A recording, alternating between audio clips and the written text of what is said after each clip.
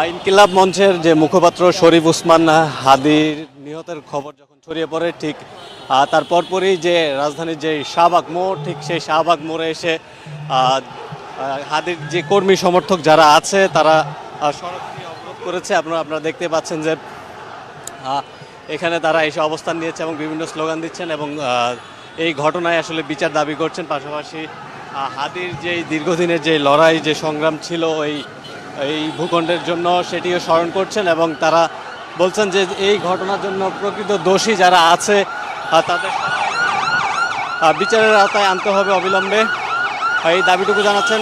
এখানে যত সময় গড়াচ্ছে আসলে বিভিন্ন শ্রেণীর নেতাকর্মীরা এখানে এসে উপস্থিত হচ্ছেন। আমরা যদি একটু দেখাই, আপনারা দেখতেই পাচ্ছেন শাহবাগ মোড়ে তারা অবরোধ করেছেন এবং এখানে সড়কে আগুন জ্বালিয়েছেন।